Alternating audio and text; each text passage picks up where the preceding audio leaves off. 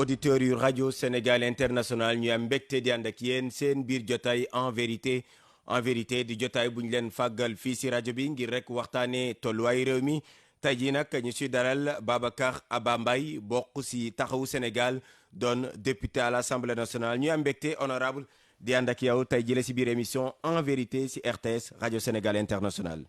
merci beaucoup Migui maa ngi lay nuyu di nuyu seen ay auditeurs. di am mbégte nekk fii ci kër gi di RTS di la maison du service public. et di am plaisir toog fi tey di fi débattre. alors honorable dañ koy door ak li nga xam ni moom mooy màkkaan ba nga bokk muy assemblée nationale ndaxte démb si dans les normes jébbal nañ ki nga xam ni moom moo di le président de l' assemblée nationale rapport bu tukkee si ab ndaje bu doon am si diggante président groupe parlementaire yi mais également les non inscrits am na ko leen fa teewaloon alors si coppite yi nga xam ni moom lañ doon indi si règlement intérieur bi tey jii yan xibaar parce que yaa ngi si biir amoon ngeen ko leen fa teewal est-ce que ñi mun nañ xaarandi si ay bés yi di ñëw règlement intérieur la sa manqué woon ñu daal di si dugalaat. waaw mën nañ xaar loolu parce que dem nañ waxtaan xool règlement intérieur bi comme ni nga ko waxee jébbal nañ liggéey bi président assemblée nationale. ci li ñu jot am ci li ñu waxtaan foofu ñoom seen bopp waxtaan bi fi mu mujjee mooy li ma yàgg wax fan yëpp mooy wax dëgg fa yàlla règlement intérieur bi du benn wala ñaari at la ñu war a changé li ñu ci war a changé bëri na trop. ba tax na ñoom sax nee nañ coow li problème bi ñu am léegi mooy ndax dañuy changé léegi yi wàll yi jëm ci wàllu premier ministre bi ci fan ñu néew ñu toogaat defaat lël waxtaan bu gën a yaatu changé règlement intérieur bi maintenant mais loolu yëpp léegi texte bi jox nañ ko président assemblée. donc normalement si fan yi président assemblée war na convoquer bureau assemblée bu convoquer bureau assemblée donc dañuy dem vers une session extraordinaire parce que session bi tëj na session extraordinaire mënul weesu fukki fan ak juróom donc bu ubbee session extraordinaire texte bi dina ñëw en commission et boobaa député bi daañu ci am mën ci waxtaan et puis bu ñu ubbee session daañu xam ndax dañuy waxtaan rek ci dañuy ibbi pour defar règlement intérieur rek wa ilaa 15 jours yi dina mën dugal DOB bi wa ilaa dina mën dugal DPG bi donc loolu lépp xam naa ci fan yu ñëw dina gën a leer mais au moins député yi waxtaan nañ administration bi proposé na ay coppite député yi proposé nañ ay coppite léegi président assemblée moo war a tranché. alors su fekkee ne président de l' assemblée nationale daal dinay woote session extraordinaire boobu ngeen di wax ba ngeen indi coppite maanaam par exemple suñu jëlee si ponk premier ministre. ñu delloo la sa manqué woon. application bi kañ la mun a doon parce que mun nañu wax ni kat ba ñu indee bañ ko réactualiser 3 mois après le premier ministre am sañ-sañu ñëw wala lan nga gis est-ce que foofu aussi problème mënul ñëwaat par rapport ak durée bi 3 mois yi. non problème mënu am parce que je pense que bu ñëwaatee parce que loi organique la donc bu fekkee ñu dañ ko voté assemblée délai yi dugg mooy délai de promulgation yi nga xamante ne bu ñu ko xasee ba promulguer après premier ministre mën na ñëw pour man li may wax mooy que toujours DPG bi amul problème tant que date butoir bi mooy bu ñuy commencer le marathon budgétaire. puisque budget bi ñuy voté pour l'année 2025 boobu dafay fekk ni ce sont les choix de ce gouvernement là nañ ñëw ministères yi arbitré voté seen budget programme budgétaire yi bees yi par rapport ak organigramme ministère yu bees yi li am solo mooy que balaa ñuy egg ci loolu te loolu muy commencé mois d' octobre assemblée bi dafay ibbi mois d' octobre première quinzaine du mois d' octobre ñu indil ñu budget bi suñu indee budget bi dañuy am lu ñuy wax 10 jours de lecture maanaam 10 jours yoo xamante ne fukki fan dañu koy am pour saytu budget bi daal di dem en commission maintenant nag budget boobu balaa ñu koy mën a lire il est important que ñu mën a xam intention premier ministre bi lan mooy seen ay projet à moyen long terme lan lañ fekk ci réew mi lan lañ ko bëgg joyante lan lañ bëgg lu indi lu bees lan mooy seen politique de décentralisation lan mooy seen politique économique dans la réalité au-delà li ñuy dégg de droite à gauche ay polémique fiscalité ensuite sur le foncier quelles sont maintenant véritablement les politiques publiques et je pense que balaa ñuy egg ci loolu je pense que li ñu war a am mooy am la DPG peut-être un peu avant le marathon budgétaire donc pour moi amuñu délai 1 mois ou 2 mois l'idéal c'est que ñu am la DPG avant le marathon budgétaire. alors l'idéal c'est ça mais pourquoi ñu yegg si fii sa gis-gis parce que daanaka Sénégal dañuy wax souvent dañuy citer en exemple partout dans le monde mais dañuy gis ni si biir am na ay acteurs yoo xam ni acteurs politiques yi dañ koy poser que ce soit muy à l'Assemblée nationale ou bien ailleurs lan la tayeef la wala qu'est-ce qui s'est passé réellement. waaw polémique règlement intérieur bi pour man xamoon naa ni du jaas yàgg dina ñëw parce que assemblée nationale bi ñun ñu ngi dénoncer règlement intérieur bi depuis jour installation bi. bu leen fàtte ni règlement intérieur bi dañ ko tënkee nu nga xamante ne jour installation bi moom moo indi coow li am assemblée. parce que dañ ko tënkee noo xamante ne dañuy tàmm chaque fois bu candidat amee ñaari candidat ñooy am mais su ngeen fàttali ko keroog rentrée assemblée bi amuñu woon ñaari candidat ñeenti candidat lañu amoon. ñun ñu ne nañ dem bulletin couleur. ñoom ñu ne ñu déedéet li règlement intérieur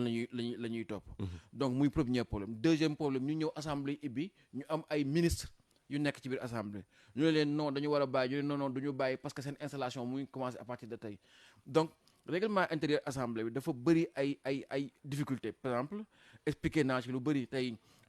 boo amee groupe parlementaire parce que assemblée bi dañ ko tëggee par exemple ñu ne la. boo jugee sa parti.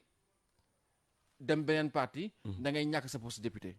ñu ñëw ku mel na Mimi Touré waa APR jàpp ni bokkutul APR bàyyil APR de ñoom ñooy indi lettre rek ne ñoom dàq nañ ko seen parti ñu jëlee ko assemblée xam nga dëppoowul ak yoon dëppoowul ak texte règlement intérieur bi Ablaye Wade ak Diagne Fada un problème ñu ne boo génnee benn groupe bëgg bokk beneen groupe amoo droit def loolu boo démissionné beneen groupe mënoo bokk beneen groupe ñooy jékki-jékki ne pour nga am groupe parlementaire il faut nga am 17 députés donc loolu yëpp muy ay problème yu nekk si règlement intérieur yu nga xamante ne pratique parlementaire bi dafay imposer ay défis texte bi alors que texte bi mënul adapté wu c'est comme texte bi dañ ko organiser xam ne assemblée chaque année chaque législature ay benn wala ñaar wala ñetti député non inscrits lay am tey intercoalition Yewwi Wallu bi ñu duggee si assemblée bi ñun taxawu ñu jékki-jékki am problème ak waa Yewwi ñu génn groupe parlementaire Yewwi nekk fukki député ak ñeent fekk ñeenti député fekk fa ñaari député non inscrits muy Thierno Alassane ak Pape Djibril Fall ñu jékki-jékki waa réew mi génn Benno Bokk Yaakaar fekkee ma ci boole génn Benno Bokk Yaakaar ñu au lieu ñu am ñetti non inscrits ñu am fukk ak juróom-ñetti non inscrits mu nekk lu nga xamante ne assemblée problème la parce que temps de parole bi ñu koy organiser groupe bi ëpp doole muy le groupe majorité moom moo ciy bénéficier donc chaque fois assemblée bi dafa commencé am ay défis politiques yu ñëw mais texte bi adapté wul pour xam nan la koy régler donc dans son ensemble législature bi moo woon mën a jeex te soppiwuñu règlement intérieur assemblée donc li tubaab bi naan li coow li c'est un mal pour un bien dafa fekk si loo xamante ne dafa waroon am mu accéléré ko mais naam tey pour man coow li mënoon na ñàkk parce que président de la république bu fekkee premier ministre nee na moom pare na DPG am article 55 daf ko ne yow damal def sa DPG na muy amee nañ koy doxalee loolu assemblée am na lu ñuy wax débat organisé maanaam dañuy ñëw bureau assemblée jot lettre président mu ne ko article 55 nee na premier ministre dafay def DPG am premier ministre nee na pare na président bu jotee bataaxal bi ne conférence des présidents da jot naa fi bataaxal premier ministre bu def DPG mais conférence des présidents dafay réunion ne tel bés la ba pare ne président groupe parlementaire dem leen waxtaani comme ni ñu koy defee si DPG di ko defee si DOB bu ñëwee président groupe waxtaan ne bon comme DPG la on va faire une séance de 500 minutes wala de 600 minutes ñu ne 600 minutes yi 100 minutes yi PM moo ko moom am na 30 minutes pour lire son texte am na 30 minutes pour répondre à la fin mu des 400 minutes dañ koy calculer à partir d'un coefficient maanaam dañuy naan 400 minutes diviser ko par 165 députés mu jox la coefficient c'est comme si DOB bi ñu ne 345 minutes 45 minutes ministre bi ak moom 300 minutes da nga koy diviser par 165 députés mu jox la coefficient boobu ngay multiplier par groupe parlementaire bu nekk bu am par exemple mu ne Benno Bokk Yaakaar 81 députés multiplié par le coefficient mu jox la temps de parole Benno Bokk Yaakaar noonu la assemblée di doxee muy DOB muy marathon budgétaire ak lu mu mënti doon et ñun ñooy définir nu ñuy organiser mbir yi nu ñu koy defee c'est comme marathon budgétaire bi ñu ne élection présidentielle mu ngi ñëw mois de décembre bi parrainage day dugg candidats yi dañuy yëngatu donc assemblée dafa war a gaaw voter budget pour libérer exécutif moo tax su ngeen fàttali ko daaw on a voté le budget ban mois le 30 novembre le budget était voté on avait 49 parce qu'on a pris 3 ministères par jour pendant un mois pour faire le marathon budgétaire mais c'est pas dans les textes c'est dans la pratique parlementaire donc premier ministre président bu bindoon président assemblée ne ko premier ministre day ñëw jox leen ko date jox leen ko séance et d'habitude sax dans la tradition le premier ministre rend visite au président de l'assemblée avant sa DPG pour ñu organiser et les services de protocole font le reste donc il y avait aucune raison bu war a tax premier ministre ne moom du def DPG am di wax ci Facebook bi war a dem ci biti non donc loolu dañu ko jéem a gëmloo nit ñi alors que amul comme aussi président de la République par rapport à la constitution la ko def garant des institutions président de la République moo na toog ne comme ni Guy Marius Sagna bindee premier ministre Guy Marius Sagna war woon bind premier ministre président de la République la waroon bind parce que la constitution fait de lui le garant des institutions su ko defee président de la République daal di bind bataaxal président assemblée ne ko député diw de bind na ma lii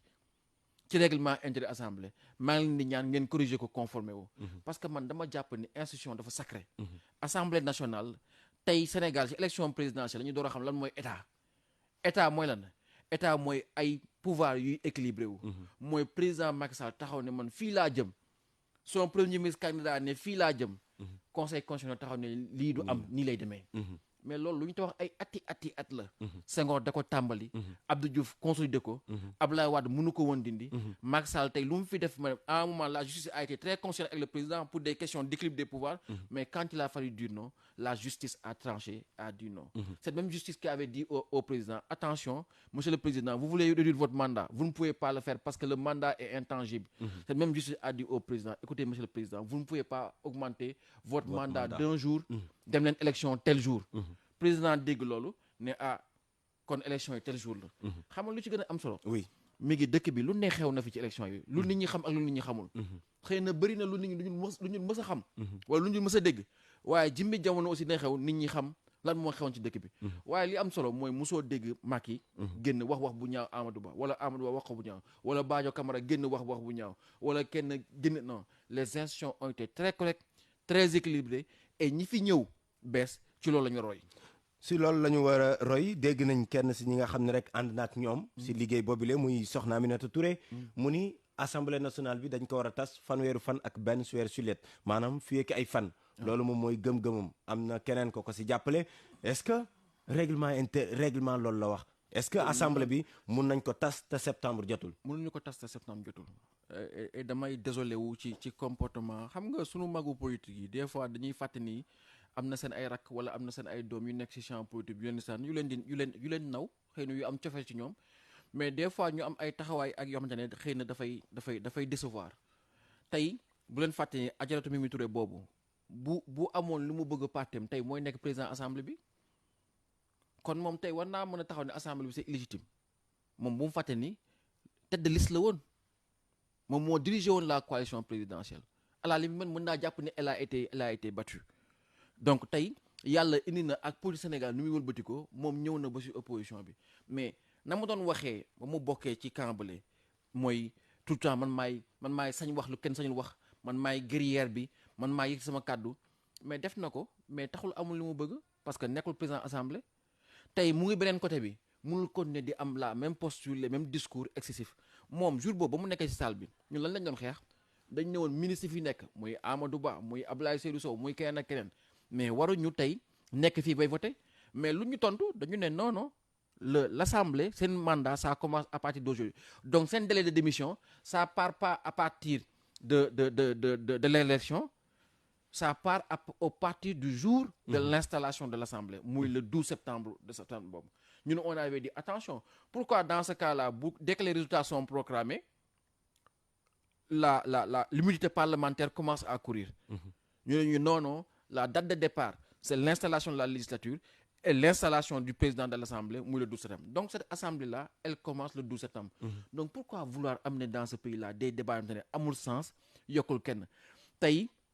je considère que pour l'équilibre de nos institutions l'Assemblée a été installée le 12 septembre donc mënuñu ko tas avant le 12 septembre wax naa la fii léegi bi ñuy dem budget daaw ñun ñoo toog waxtaan ñu ne ñun dañu war a gaaw suñu budget bi comme ça ñu libérer exécutif bi on avait 40 ministères on a voté le budget le 30 novembre mais tey bu fekkee on a 25 ministères on peut pas aller plus vite donc lan moo tax président mënul toog waxtaan ak nit ñi ne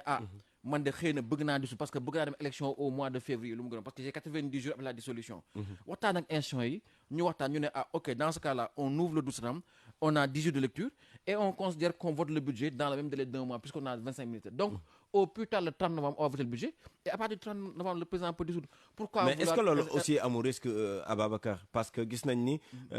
il suffit que premier ministre joxe benn avis à travers Facebook ñu xëy Assemblée nationale tere ministre des finances mu def la mu fa waroon def est-ce que tamit mënuñoo dem foofu ñuy bloquer liggéey bi nga xam ne tey jii moom moo war a tax Sénégal avancé. man de man pour man erreur bi mu ngi jógee ci premier ministre parce que premier ministre am na noo xamante ne waru ko waxee sur institution yi. am na loo xamante ne waru ko waxee sur sa page Facebook. maintenant le bureau de l'Assemblée est majoritaire parce que y a le fait majoritaire waa Benno ñoo fa majoritaire boo leen xasee ñoom tamit ñu am jéego bu ñu teg et loolu warul ci suñu biir institution man tey mi ngi dama gëm benn affaire mooy que te dama dégg docteur Malick Diop bu AFP mu génn mu ne ñun on est sur la ligne républicaine on est dans le bloc républicain tey boo fi indee motion de censure bu nga xamante ne gisuñu ñu fiy censurer gouvernement bu amul ñetti weer donc ñun duñ ko voté ñun waa taxaw Sénégal bu amoon tey texte de motion de censure wala texte bu nga xamante ne dafay indi ne dañuy dindi le poids des solutions ñun waxtaan nañu suñu ba pare ñun duñ ko voté parce que c'est anti-républicain ay institutions dañuy équilibré wu exécutif dafa am pouvoir de dissolution assemblée am motion de censure donc tey boo indee un texte buy dindi loolu ñun on considère que c'est un texte indépendant duñ ko voté mais boo jëlee les députés de la gauche tey mosoo fi gis benn cérémonie wala dara lu am lu ñu invité Aminata Mbengue Ndiaye ñëwul tey damaa jàpp ni président de la république comme ni mu waxtaanee ak Abdoulaye Bathily ba oo ko si wetam ni mu toogee ba jàkkaarloo ak yéen ne leen Sénégal dëkk bu baax la dëkk bu am ay mag yu baax la maa ngi leen di rendre hommage dama jàpp ne président bu waxee ñi mu war a waxal wax ak Moustapha Niasse wax ak Aminata Mbengue Ndiaye tey sur la ligne républicaine pour man y a une majorité qui fait que amul texte motion de censure bu mën jàll wala un texte anticonstitutionnel bu mën jàll donc pour man. donc y a des am na bunt yu ñu mën a jaar. bañ a tas assemblée nationale te parewuñ li ñuy non bloc Yewwi bi 82 députés la. bul fàtte ni boo boolee Yewwi 53 boole Wallu 27 Wallu ak coalition Diomaye la bokk muy 27 muy nga boole ko ak taxaw. ñu delluwaat bloc Yewwi bi de 82 députés. boo si tegee député AFP ak député PS yi 10 députés la donc on est à 90. ak ñoom PIT peut-être. la gauche parce que ñoom tamit aussi ñoom mënuñu ànd ak Macky Sall. jàppale Macky Sall élection présidentielle Macky Sall ñëw ba si digg campagne bi lâché Amadou Ba ñoom xamuñu fu ñuy taxaw ñu dem parti élection présidentielle tey nga xëy ne da ngeen def lii pour non je pense que ay républicains lañ c'est de grands partis avec de grands leaders donc pour moi sur la ligne républicaine il y a un minimum de 90 députés aujourd'hui à l'Assemblée tax motion de censure du jàll texte anticonstitutionnel du jàll li des la waxtaan la entre les institutions joxante cër xam ne qu'on est dans une grande république qui s'appelle le Sénégal et que li ñu jik jamono ji mooy waxtaan teg mbiri si yoon et je pense que soxlawul ay tas ay anticipation les choses peuvent bien se passer. yéen a ngi seen biir émission en vérité si rajo Sénégal International mi ngi Maham Ndiaye di si dalal Babacar Aba Mbaye doon député à l'Assemblée nationale bokk si taxawu Sénégal alors pàcc bu njëkk bi biir Assemblée nationale la ñu nekkoon dañuy dugg si beneen pàcc honorable njiital réew mi ak ñi mu àndal def nañ téeméeri fan ba toftal na boobu ak léegi. si téeméeri fan yooyu sax janoon na si ak tasu xibaar yi def na ab xayma si li nga xam ne moom la fekk si réew mi àdduna itam peut-être si li nga xam ni moom moo jëm si kanamam alors yow soo doon évaluer en tant que koo xam ni bokkoon ngeen sax dans un premier temps benn coalition mu Yewwi Askan Wi laata division du am seen diggante tey ñoom ñu ànd ak coalition Diomaye président doxal teg des premiers actes soo doon évaluer les premiers actes lan tey jile moom moo si marqué lan moo si dox ak lan nga jàpp ni peut-être nañ def attention nekkuñ ci yoon bu baax. waaw en fait déjà à la base toujours gouvernement nguur bu bees ñun commencé nañ ko tàmm chaque fois bu ñu ñëwee on a vécu quand même 2 alternances ak Wade ak Macky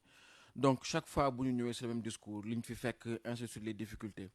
mais nguur bu bees la bu ñëw bu am 3 mois 3 mois c'est très peu pour am un avis. si li nga xamante ne moom la ñu mën a porter à long terme si seen ay intentions. déjà première chose bu nga xamante ne dañ ko war a teg ci kaw table bi mooy que différence ak yeneen alternance yi bi am mooy que ñaari présidents yooyu bu ñu ñëwee dañu fi fekk septennat ñoom quinquennat la ñu am. et toujours damay wax ñu moytu quinquennat parce que quinquennat dafa gaaw ni muy demee dafa gaaw tey on parle de 100 jours mais damay jàpp ni waruñu considérer 100 jours parce que si quinquennat boo jëlee 5 ans yi boo jëndee tabaski korité ramadan yi gàmmu yi fête yi ainsi de suite màggal yi ainsi de suite c'est toujours au Sénégal tu perds au moins 1 an yoo xamante ne c'est des délais morts boo jëlee les campagnes tu auras yow da ngay def dissolution élection législative anticipée da nga am élection locale ci biir tu déposes les listes 92 en scrutin da ngay am élection présidentielle yuy ñëw en 2029 les élections se font au début de l'année au mois de février donc c'est toujours très court très dynamique et il faut éviter de perdre beaucoup de temps et perte de temps yooyu la ko indil mooy c'est le fait de vouloir porter des combats qui peut-être ne sont pas les combats des citoyens aspiration yi la ñu yenn yi bëgg a dugal la vengeance l'humiliation je pense que da ngay topp combat yooyu ba nga xamante ne tu ne te rends pas compte, tu es en train de perdre du temps. Et pendant ce temps-là, les vraies problématiques des Sénégalais sont là. Boo ëllëgee yooyu lañ lay laaj. Donc pour moi, gisuma fi lu nga xamante ne jar na inquiété wu. Parce que j'ai bien aimé le discours du président sérénité bi quand il dit que c'est pas parce que yow da nga contre nit ki bëgg ñu toroxal ko que dañ ko war a toroxal. J'ai bien aimé les assises de la justice. Parce que le grand problème qu'on a eu dans nos institutions sur ces 10 dernières années, c'est la justice. C'est la justice moo fi indi le problème Karim Wade, c'est la justice moo fi indi le problème Khalifa Sall, c'est la justice sur la question du mandat moo fi indi les 80 mois. C'est la justice qu'on a vu au moins 1000 jeunes Sénégalais arrêtés en prison. C'est quelque chose que j'ai bien aimé. Et ça, c'est juste pour être court, un point positif. Maintenant, les gens mettent en place des choses pour dire qu'avant nous de solution des comptes, voilà, avant nous, moi, le postulat de base, c'est qu'il faut reconstruire une justice équilibrée. C'est un point positif. Par contre, je n'ai pas du tout apprécié le fait de vouloir forcer les choses en disant que de gré ou de force, on va montrer qu'on peut baisser les prix. Ah, da ngeen ne woon mënuñu wàññi xoolal ñun wàññi nañu. Pour man Sénégalais yi ay jàmbaar lañu et que du ay 10 francs 20 francs la Sénégalais yi di bëgg. Pour man li Sénégalais yi di xaar ak ci li nga bëgg tabax mooy un discours de vérité. Discours de vérité mooy lan mooy que Sénégalais yi attention hein, il y a des efforts qui sont là. Président Macky Sall ba inflation bi yokk dafa yokk salaire yi c'est plus de 600 milliards yu mu yokk. Sénégalais il faut ngeen xam ne que dëkk bi subvention moo koy doxal. Subvention sur le prix de l'électricité, subvention sur ndox, les hôpitaux, les hôpitaux fonctionnent avec une subvention de compensation, subvention sur courant woyofal bi, subvention. Même FMI nee nañu lii boo leen ko arrêté wul mais mënul ko ne parce que vous vivez au-dessus de vos moyens. Puis ministre des finances génn na nee na c'est un cancer. Mais loolu dafa la laajoon tey ñu am un basculement pour dire au Sénégal écoutez lii moo fi nekk lii mooy dëgg bi ñaar na ngeen nangu nag daañu ko jéem a wàññi. Parce que dañu wàññi sunu ay investissement de plus de 1%. Dëkk bu dul investir du développer wu. On a besoin de retrouver des marges pour mën a investir pour mën a développer wu. Parce que 600 milliards d'investissements c'est le prix de Ila Touba. C'est le prix de l'autoroute jusqu'à Kaolack. Donc on se prive d'investissement pour pouvoir financer votre vie au quotidien. Donc on a besoin de retrouver des marges de manœuvre en termes d'investissement. On a besoin de réduire les subventions, mais surtout on a besoin avec vous de faire un basculement culturel, d'aller vers la souveraineté alimentaire. Loolu moo tax ñu indi ministère bu bees et je pense qu'on a besoin d'avoir des accords et des consensus sur ça. Donc c'est des choses importantes yu nga xamante ne juste te donne 2 exemples, benn positif, benn négatif, et puis surtout wàññi la pratique politique,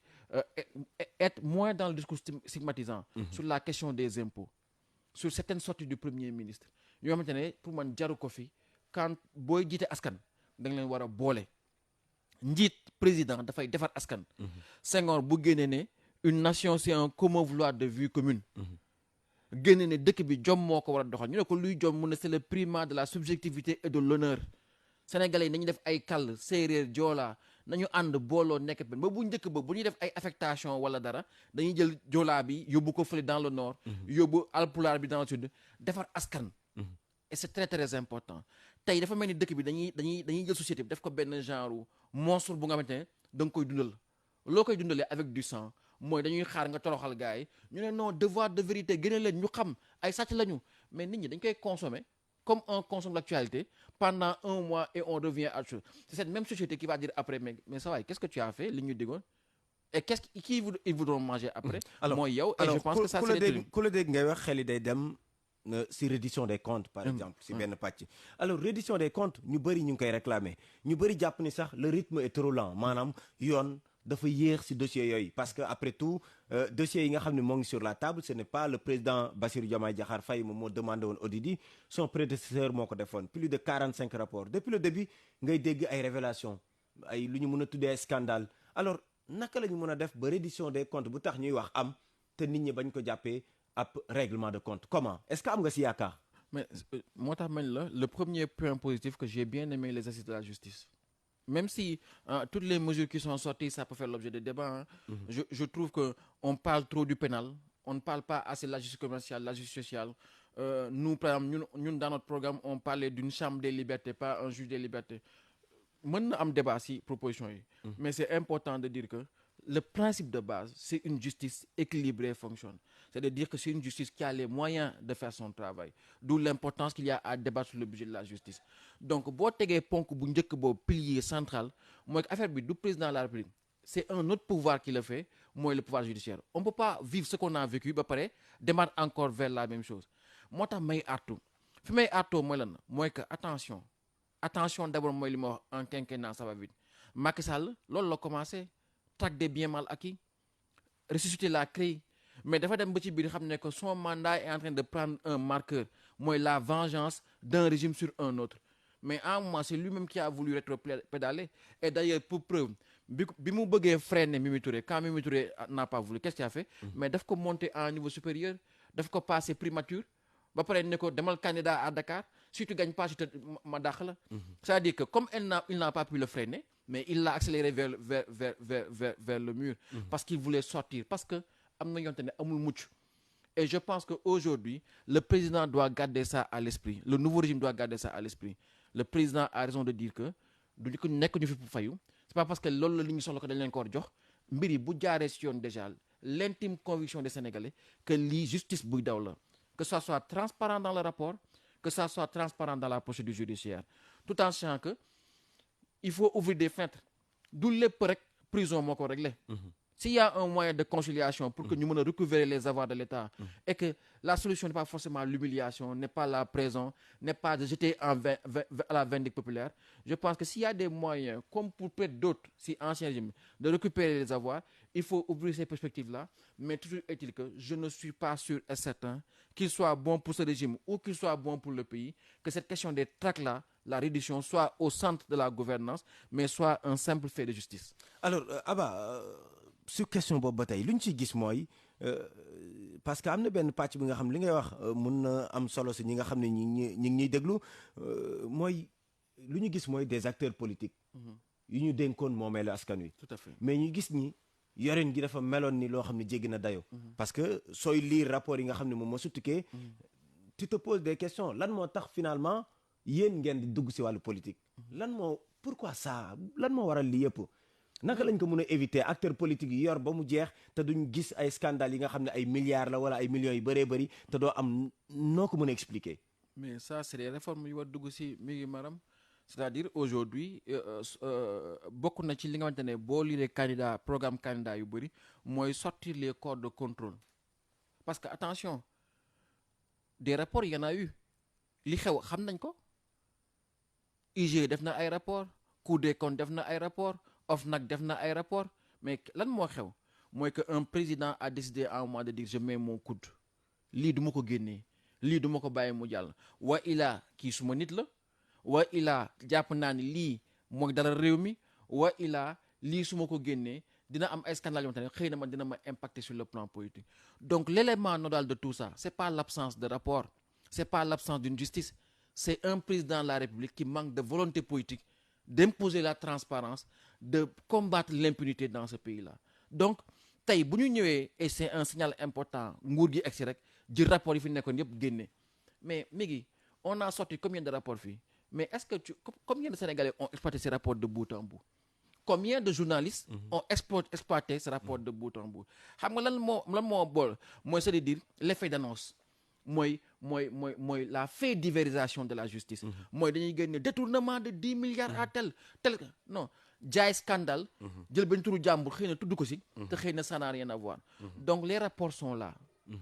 les corps de contrôle ont fait le travail il faut s'assurer que maintenant le président bi fi nekk il ne sera pas happé par la logique politique parce que sama responsable su ma ko tëjee je vais perdre ma base non le président de la République comme ni ñu ko defee ni ñu ko tàmbalee nañ ko eggalee noonu mooy na rapport yi di génn na dem chez le procureur na def liggéeyam procureur d'abord jarul réseaux sociaux jarul non procureur mu def def rapport liggéeyam le président de la République na ni rapport bu ñëwee rapport IGE bu génn nañ ko publier je te donne l'exemple de Khalifa Sall mais combien de fois Khalifa Sall a demandé à ce que le rapport d'audit soit publié le rapport de l'IGE bi koy condamné soit publié mais man bi ma toogee gis président mu génn mu ne man sax faj naa ay nit tey dama kontaan si yéen la ko doon waxam mais la plupart des fonds servent à ça maire de Dakar ñu ngi koy fay 700 000 ngay gérer dëkk bu mel ne Dakar ñu lay fay 700 000 francs ñu jox la un fonds d'appui politique boo xamante ne di nga si mën dimbale nit ñi mais surtout booy gérer une ville mi ngi mais tu as besoin d'informations, tu as besoin de renseignements. Aujourd'hui, tu penses que le maire de Dakar Plateau ou le maire de Colobane dafay xëy rek songu désencombrement mais mënu ko am na lu muy teg am na yu nit ñi di wax am na yu nit ñi di waxul c'est ça qui fait que la politique tout ne peut pas être sur la place publique. Mais tey bu ñu demee ba am rapport au lieu de condamner un homme c'est lui faire justice que de dire publiquement ah c'est ça qu'on lui reproche après à lui de se défendre moo tax rapport bu ñu la yónnee balaa ñu koy publier wala balaa ñu koy génnee dañ la koy yónnee nga lire ko nga tontu mais bu ñu eggee dans la phase judiciaire nag nañu jox ku nekk ses chances et en commençant par le président de la République lui-même bu rapport ñëwee naka publier et que la justice n'a qu'à faire son travail parce que les corps de contrôle ont fait le travail les rapports existent mais c'est le président qui avait décidé de mettre son coude en plus mais comme ki fi nekk ne il n'a pas de coude espérons que ça va changer alors accusation ak condamnation itam bokk na loo xam ni wute na ba tey si wàllu yoon boobu la ñuy des sax parce que si ndaje boobu ngay tudd léegi ak taskatu xibaar yi addu woon nañu itam si conseil supérieur bi teewaayam sa njëlbeen amoon na position bi nga xam ni Ousmane Sonko ak parti Pastef amoon nañ ko si conseil bi tey assises yi am loo xam ni itam tax na ba fu mu nekk nii le président n'a pas encore pris sa décision mais nu muy demee nii boo mooy dana sa des mais ubbeeku lañ ci woote ubbeeku si yeneen corps mais àttekat yi ñoom ànduñu si lu ñu mel maanaam ñu ubbi ko ñeneen dugg seen biir d'accord nañ le président des mais pas ñu ubbil ko beneen secteur lan mooy position wu Aba Mbaye ko position wu taxaw Sénégal par rapport au conseil supérieur de la magistrature. man dama jàpp ni président de la République dafa war des conseil supérieur de la magistrature pour la bonne et simple raison que la justice est rendue au nom du peuple yoon peuple bi moo ko fi tax a toog bu yoon amul askan amul mais président de la République la askan bi fal donc bu amee ku xam ne mooy garant institution yi équilibre institution yi muy le président de la République donc il est tout à fait normal que mu nekk conseil supérieur de la magistrature ñun sunu programme ñun waxuñu woon dañuy def conseil supérieur de la justice parce que idée de base bi ñu amoon mooy que tey mënuñu def conseil supérieur de la magistrature uniquement sur les aspects de la magistrature parce que dafa am ñaari mbir yoo war a gérer mooy la question de l'organique l'organisation de la justice mais quand on dit justice ce n'est pas que le fait des magistrats c'est le fait des avocats c'est le fait des notaires c'est le fait de tout ce qui tourne autour de la justice et le fonctionnel mooy la question de la gestion des carrières la question de la retraite la question des affectations la question du corps de magistrats en tant que tel ñun on voudrait un conseil supérieur de la justice mais on faisait la distinction entre ces deux éléments là bi ñu nee si seen réduction bi haute autorité de la justice ñun on a considéré que peut-être que ces éléments là étaient gérés c'est-à-dire dina am beneen structure bu nga xamante ne mooy intégrer la justice dans son ensemble parce que tout ça aussi c'est la justice donc ñun suñu conviction mooy que acteurs yi ñoo évolué parce que bu leen fàtte nii ñoom tiliko bi ñu fi nekkee lu ñu fi doon wax dañ ne le président doit sortir du conseil supérieur de la magistrature aujourd'hui c'est les acteurs qui ont évolué peut-être ils ont leur raison mais pour moi le conseil supérieur ne peut plus être l'affaire juste des magistrats parce que li nit ñuy dénoncer mooy que cette fermeture là où on a un corps qui gère ses intérêts qui gère ses avantages la République des juges et certains qui sont à la retraite à 68 ans d'autres qui sont à 65 ans alors que les enseignants ou les autres sont à 60 ans donc ce fait judiciaire là je pense que loolu la nit ñi di dénoncer mais moi je suis d'accord que le président de la République doit rester dans le conseil supérieur et puis qu'on considère aussi que la justice ne peut pas être simplement l'affaire des magistrats, que ça doit être ouvert. Est-ce que c'est dans le cadre de la haute autorité pour la justice ou dans le cadre du conseil supérieur? Je pense que les débats doivent continuer puisque c'est un levier essentiel. Peut-être qu'il y a d'autres pressions. Le président, il a envie d'aller parce que li mu wax keroog seen rencontre bi mooy loolu lay xaar pour def les mouvements, peut-être pour faire les choix dans certaines juridictions pour mën a accélérer la réduction des comptes autre chose. Peut-être qu'il est pris à la gauche par ça. Foofu amoo fa benn crainte alors attente particulière par rapport ak les futures nominations yu war a jëm si wàllu yoon. amoo fa benn attente particulière. Par contre, moi, quand Sébastien Faye a rendu sa décision, j'étais très fier. Je me suis dit que ils ont rendu. C'est ça la justice. C'est que citoyen bu nekk foo mënti am nga mën rendre une justice mais lui le président quand il est sorti bu ngeen déggee interview am lu mu wax dafa ne man ak Sébastien Faye ñoo bokkoon promotion. J'espère que ce qu'il a fait il l'a fait parce qu'il croit en la justice ou il l'a pas fait parce que il est promotionnaire de Diomaye. Aujourd'hui il faudrait pas que li ñu fi gis que des juges soient totalement adjugés à l'exécutif que le président bëgg liquider kenn bëgg freiner un dossier wala je pense que yooyu la Sénégalais yi doon xaar parce que les Sénégalais au bout du bout xeexuñu contre Massamba wala kenn les Sénégalais n'aiment pas l'injustice Et ça, c'est une constante qu'on doit intégrer dans notre dispositif. Alors très rapidement Ababacar Abambaye puisque yaa ngi si yoon balaa ma see génn am na article bu ñëwaat mooy bi ñu woowee 80 muy 254 du code pénal muy lu ñu woowee souvent offense au chef de l'État gis nañ ni am na kuñ ci teg loxo ku yëkkati ay kàddu ñagas teg ko si ndoddu njiiti réew mi alors article boobu ñu bëri dañ daan yàgg wax ni dañ ko fee war a jëlee tey ñu gis ni également mun na am yeneen conséquences est-ce que d'abord ban relation le souvent politique yi war a am su ñi nga xam ne ñoom ñooy incarner les institutions maanaam suñu yëkkati ay kàddu lan nga si gis ak lan mooy sa avis par rapport ak article bi nga xam dañoo yàgg bëgg pour mu dañ. waaw pour moi c'est ak foo ko mënti jëlee rek pour man c'est les politiciens ñu nga xamante ne ñoom ñoo war remettre en cause. La politique n'autorise pas toutes les dérives. Aujourd'hui je pense que je ne vois pas ban intérêt la un homme politique génn pour saaga le président de la République wala mën ko wax lu ko neex. Maintenant on m'objectera de me dire que ñi fi falu tey ils se sont permis toutes les dérives parce que peut-être qu'ils vont nous dire que on était en position de légitime défense wala on était en position de conquête du pouvoir mais aujourd'hui pour moi c'est la classe politique dans son ensemble parce que lu ko mooy quand la parole politique wala la parole du leader perd sa crédibilité tey mënoo avancer sur aucune réforme je te donne juste un exemple tey bu ñu waxee dëgg te yàlla tax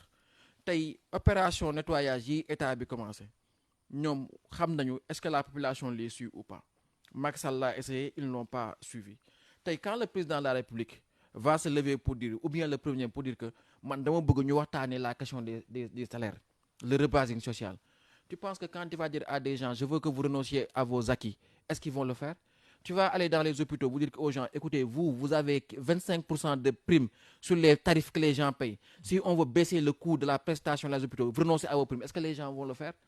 donc tey si aujourd'hui on a besoin de retrouver la crédibilité de la parole publique que l'autorité soit crédible je pense que ce sont les hommes politiques qui doivent se remettre en cause lii am ci dëkk bi nii mooy saagante xasante ku nekk créer sa chroniqueur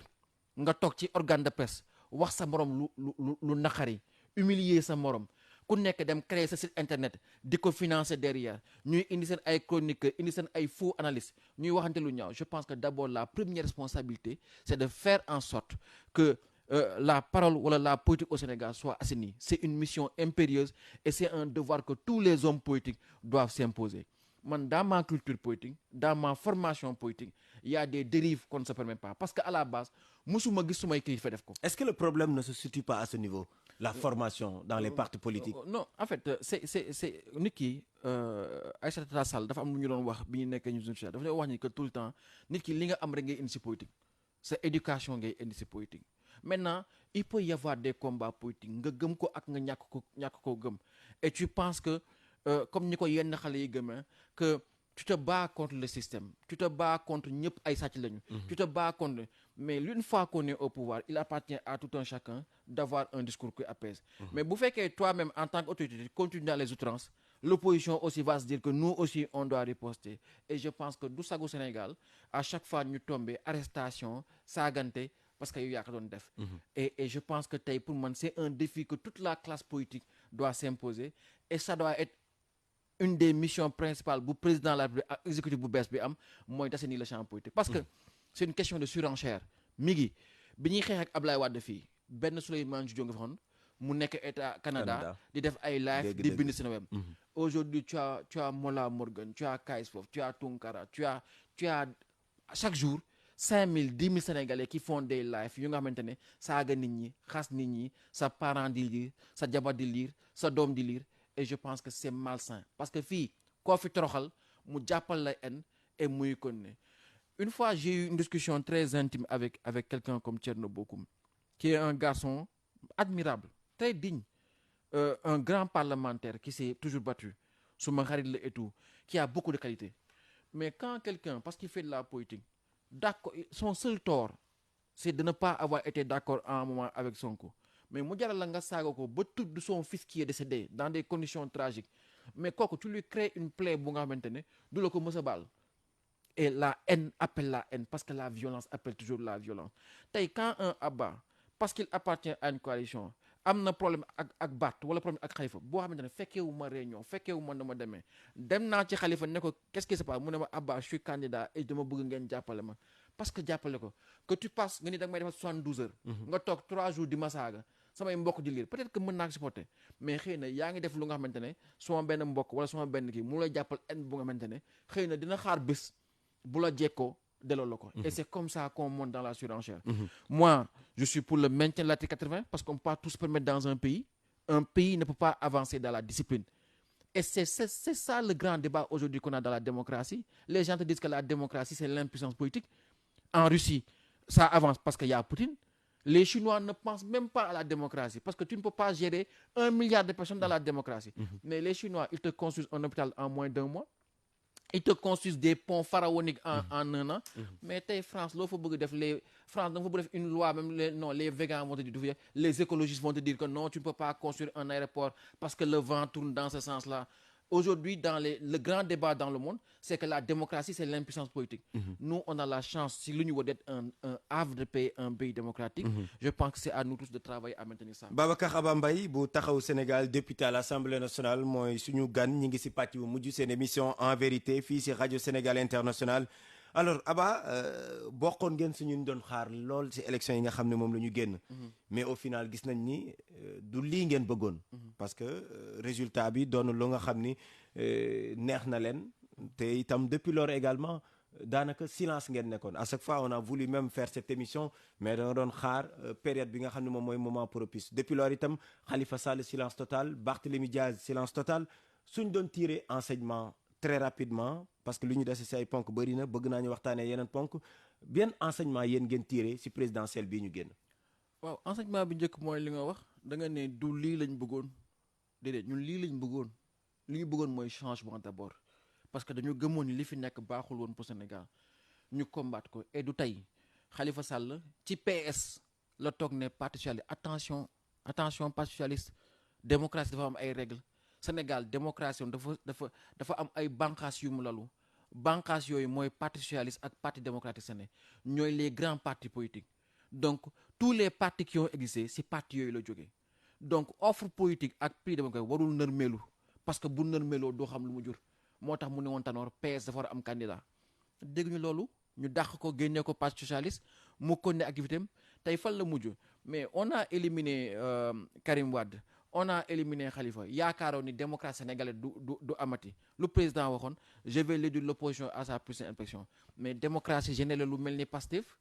ak sa culture politique ak sa démarche qui ne correspondait pas trop au code républicain mais tey demoon demante ne confrontation boobu moo indi situation bi ñu nekk où quasiment le parti Pastef a arraché les pouvoirs du parti dans les conditions yi ñu dund yëpp mais si peut-être on avait gardé la démocratie comme ni ko Khalifa xalaate woon wala ni mu ko taxawee woon tey on n'en serait pas là donc li ñu bëggoon ñun mooy changement alhamdulilah changement am na xëy na nag am na sunu alliés yoo xamante ne ñu ne ñoom ñoo àndoon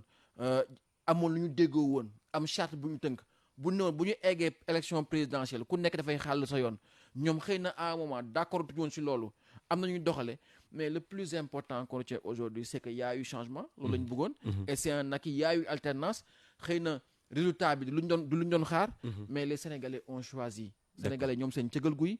choisir nañ et élection yi yaakaaroon ne les Sénégalais dañuy tànn un candidat dañuy choisir programme choisir profil mais finalement Sénégalais dañuy tànn sanctionner Macky Sall se débarrasser de Macky Sall et puis favoriser na ñeneen ñu xalaatul woon il faut l'accepter parce que c'est ça la démocratie. Alors il faut l'accepter tey avenir bi lan la est-ce que mën nañ xaar est-ce que am na ay jéego yi ngeen di teg pour que les retrouvailles am parce que ñu bëri ñu ngi koy tudd retrouvailles famille socialiste est-ce que tey jii am na ay jéego yoo xam ne jot nañ ko see teg Aba. mais yéen da ngeen di wax toujours avenir bi lan la parce que comme ni mu la ko waxee yéen vous êtes toujours sur les personnes. alors que taxaw Sénégal c'est sur les principe moo taxoon bi ñu nekkee bisoya ñu ne le principe c'est que un parti doit concourir pour gagner exercer le pouvoir. Le PS ne peut pas renoncer à cette vocation-là principe la. Khalifa Sall bi mu nekkee maire de Dakar ñu ne ko boo bokkul APR doo nekkaat maire mooy leen non dama fi gagné démocratiquement bi fi bu Ablaye Wade waxoon loolu du ma nekk maire j'ai battu le président de l'Assemblée Pape Diop donc principe la donc dañu ànd tey bu ñu demee élection présidentielle dañu def charte ànd local ànd législative bu ñu demee présidentielle ku nekk da nga war a xool parce que man aw ma samay droit mais damay waxtaan parce que Sénégal kenn du gagné pouvoir bi dans la rue dans la violence ça se gagne par les urnes mais le PASTEF a été élu par des élections le président a été installé par le conseil constitutionnel. loolu yëpp principe la. donc taxawu Sénégal toujours ci principe la nekk. principe yooyu nag moo ñuy guider ba est-ce que fan la leen di guider est-ce que mi ngi leen di guider pour des retrouvailles am. mais ak vos anciens camarades débat yooyu loolu la moo tax. est-ce que posé wu na. mais posé wu na bien sûr parce que Khalifa Sall sax moo ko ñëkkatu Khalifa Sall moo am lucidité taxaw jël si ay principe am dem na ne li mu leen di wax mu ngi nii de ñun de on est allé au bout de notre logique mooy que loo bout si logique mooy que mooy être candidat man nekk naa candidat mais résultat mu ngi nii mais yéen xool leen PS fi ngeen mujjee topp ngeen Macky ba rey seen parti pour 2 ministres ak 10 députés ak 2 hauts conseillers ba tey PS mu ngi nii Macky Sall yóbbu na leen ci biir ne leen jàppaleen Amadou Ba ngeen jàppale Amadou Ba aussi moom mu wiccax Amadou Ba tey vous avez perdu le pouvoir mais la question de base mooy que le PASTEF est un nouveau parti qui est là il se dit souverainiste mais tey la grande famille libérale est sortie gagnante parce que le PDS a bien manœuvré soi-disant qu'ils ont toujours 500 000 voix tey ils font partie du côté des gagnants tey boo jëlee PDS jël Idi jël Macky jël un peu Amadou Ba la droite historique de Abdoulaye Wade du PDS est toujours là viable kan moo nërmelu mais c'est la gauche moo nërmelu donc est-ce que vous avez bon espoir par rapport aux retrouvailles si les gens prennent conscience que il faut maintenant faire ce travail-là j'aime bien quand un Serigne Mbaye Thiam dit que il faut rajeunir la gestion du PS. La question n'est pas d'aller soutenir un Amadou Ba, il faut rajeunir la gouvernance du PS. Si chacun fait les efforts qu'il faut, je pense que war na mën a nekk sinon encore une fois la vie politique sénégalaise va être bipolarisée entre le PASTEF et la droite et dans ce cas-là on aura toujours ce rôle de complément d'objet direct et ça c'est pas le rôle historique de la gauche. Alors très rapidement ñu ngi si simili yu mujj si jotaay bi le cas Barthélémy Diaz parce que gis nañ ni ñaari fan yi ñaari quotidien au moins ñu ngi ciy waxaat. On a vu Yor gis tey lii quotidien du soir. mooy presse bi ce dossier là. mooy li mu lay wax presse bi. le parce dossier que après tout c'est la loi il y avait une décision. il y a une décision de justice qui condamne Barthélémy Diaz mais pas pour crime et c'est ça que les directs donc Barthélémy Diaz aujourd'hui mënul ñàkk poste maire de Dakar am mais par contre à partir de la condamnation ministre de la justice bu bindee assemblée ne gën a leen Barthélémy Diaz d'assemblée il perd son mandat de député. te bu perdre son mandat de député c'est le maire de Grand Yoff Madiop Diop qui devient député c'est un débat qui est totalement tranché totalement clair mais j'aimerais dire à ces gens-là que nit ki mooy li mu leen wax assemblée ñuy maire di cëb di dañ man leen vous ne pouvez pas faire votre marché dans l'histoire d'un homme mën leen jël Barthélémy Diaz rek avec qui on a fondé Convergence socialiste en 2004 c'est-à-dire il y a 20 ans ngeen bëgg ko tënkale sur l'année dernière aussi 2 années Barthélémy Diaz bi ñu ko jàppee dans l'affaire Assane Diouf bi mu génnee prison Ndiaga Diouf dañuy waxtaan mu ne ma Abba gis nga de li ñu def man dama xeex pour alternance am ñu fekk ma sama mairie attaqué ma tëj ma kaso mais bi alternance amee grand yi gënañu ma de dañ toog ba séddoo ba gérer seen affaire ne ma non booy xaaral législative parce que il faut ñu defal la unité parlementaire alors que ils auraient pu m'enlever cette histoire là boobu la Barthélémy Diaz toog réfléchir ne man Barthélémy Diaz avant d'être politique père de famille la doom la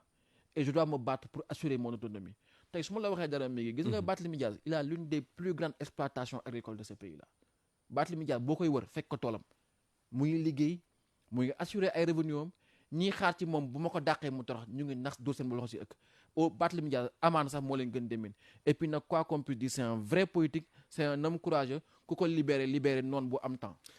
di ko jaajëfal baax a baax Babacar Mbaye Abba bëggoon nañ ñu waxtaanee lu bëree bëri Saint-Louis sax bëggoon naa ñu dugg fa mais malheureusement waxtu wi daf ñoo xoj parce que voilà Saint-Louis merci beaucoup effectivement donc bëggoon naa ñu waxtaanee Saint-Louis mais jotaay dinañ ko am si yeneen anam incha allah rabi ngir gën ko mën a yaatal en tout cas ça a été un plaisir ma dalal la si biir émission En Vérité. merci Migui c'est toujours un plaisir ñëw fii RTS. Bon, les gens considèrent ça comme une évolution. Si c'est une évolution, lu baax la. Mais moi, en tout cas, sur Radio Bi, on a c'est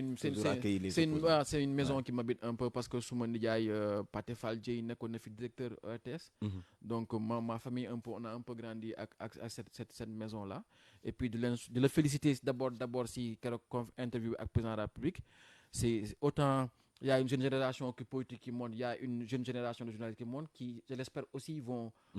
changer en profondeur comme nous l'avons fait. De le féliciter, de l'encourager et puis de le remercier de cette invitation. Merci beaucoup. C'était Babacar Mbaye Abba, moom nekkoon suñu gan député à l'Assemblée nationale seen biir émission En Vérité la woon si kàddu gi mi ngi Maham Ndiaye may jaajëfal baax Fallou Dia moom nekkoon si technique bi ak Thiaba Seck Diémé si xarala yu bees yi di jaajëfal itam Mamadou Diagne ak équipe am Seynabou Mbacké Koumba Maron itam si protocole bi Ousmane Mbengue si coordination bi xabaar yi nag wala bokk jotaay bi ku ñu si gunge ba mu yemb moom nekkoon Demba Malick Mbocc di leen dig daje ay ba si di ñëw si beneen numéro waaye laata loolu xabaar yi day woy si biir rajo Sénégal.